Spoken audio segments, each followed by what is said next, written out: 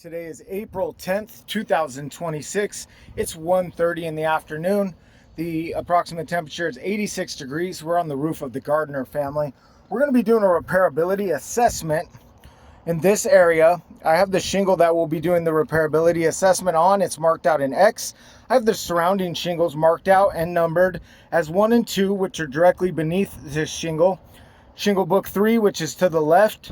Shingle book 4, which is to the right.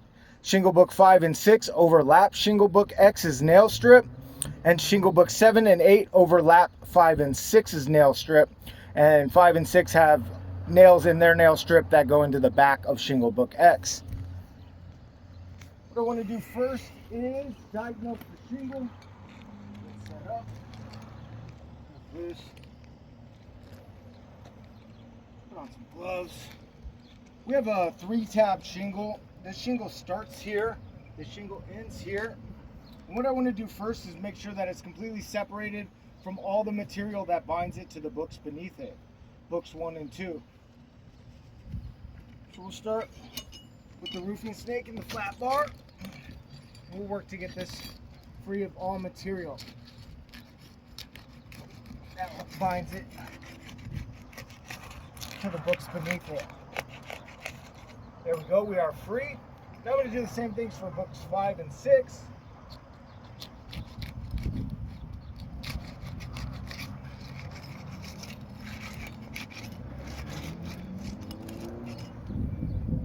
Now I need to do the same things for books 7 and 8.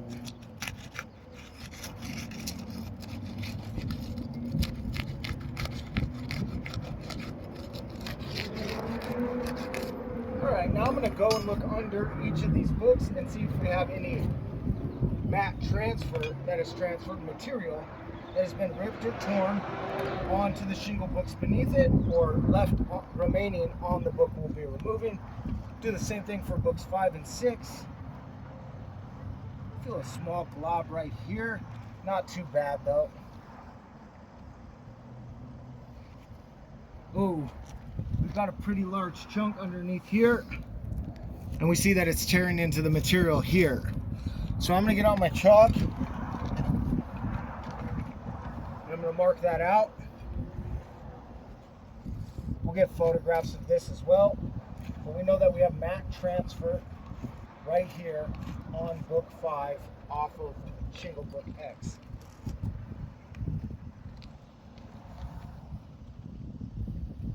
Oh, we have quite a bit. No, it's not as bad as I thought. Feels bad, but it's not that much. Oh, we have some right here as well. We can look underneath here. We see that right here, there's a glob torn out, and it is stuck to the bottom of shingle book 8. So shingle book 8 has mat transfer as well. Oh, we see a bunch right here. Look at this. We see here it's torn into the fiberglass. And if we look underneath, we can see the glob right there. This is shingle book 7. Shingle book 7 has mat transfer as well. Now I'm going to remove the shingle book from the decking. What I want to do is get all the fasteners that hold it into the decking out.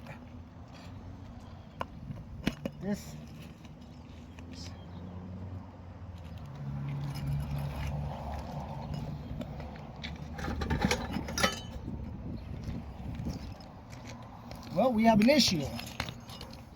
We can see here that when we lift our shingle book X up, underneath is at least one extra layer of shingles, which is now preventing us from pulling the nails properly.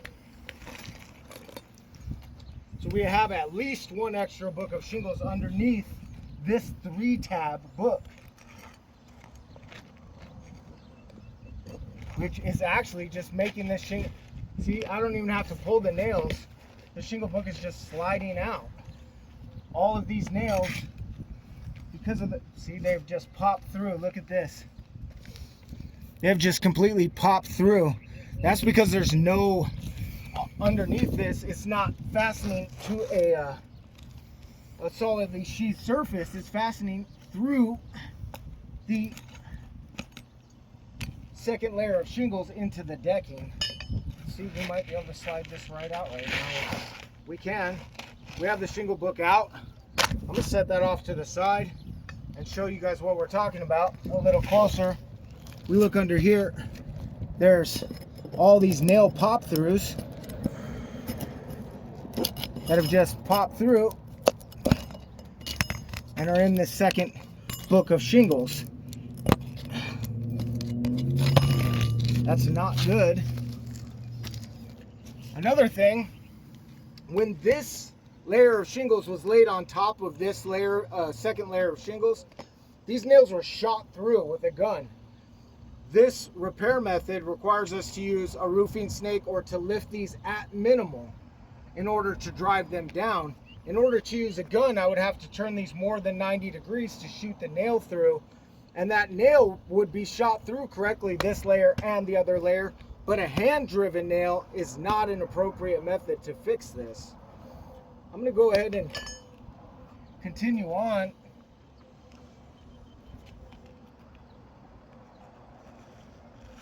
I'm going to take the shingle book, I'm going to line it back up into place where it was.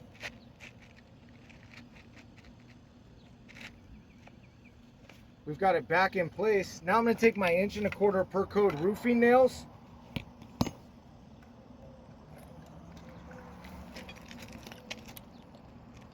And the recommended roofing snake.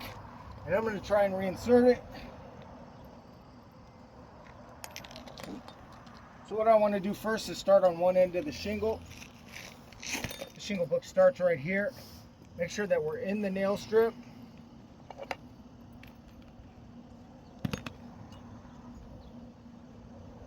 We do have a straight line up there in the nail strip.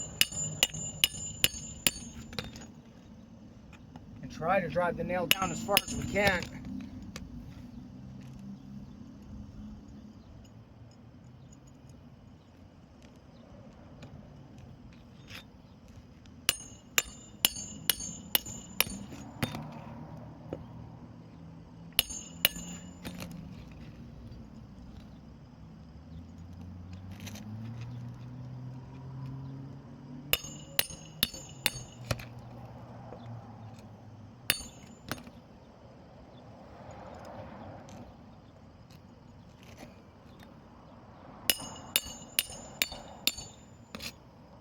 Alright, we have our shingle book back in place. However, hand driving a nail into this system is not appropriate, and eventually those nails will work themselves loose because they're not driven in all the way into that double layer. We're going to go through and just do an inspection of each shingle, see if anything else has transpired. We look at book 1. Book 1's in pretty good shape, has experienced no disruptions. Shingle book 2, it's in good shape as well, no disruptions. Shingle book 3, good shape, no disruptions. Shingle book 4, same thing. Shingle book 6, no disruptions. Shingle book 7, we know that we have some mat transfer, and we can see now here, look at this. This is creasing. So I'm going to mark that out. You see it right here. We see this large black line right there, which is creasing. So shingle book 5 has now been damaged. It has mat transfer and creasing on it. It needs to be replaced. Shingle book 8 has we have more creasing, look right here. Oh. Mat transfer as well as creasing. And shingle book 9, look at this. All the granules are starting to fall off and large creases throughout it. So because we removed this 3-tab discontinued shingle on a double layer, what it did was it created more damage to shingle books 5, shingle book 7, and shingle book 8. Now all of these 3 would need to be replaced. That leaves us with a ratio that 3 out of every 8 books that connect are affected by a removal and replacement. Because of that, because of the double layer, I have to deem this roof irreparable.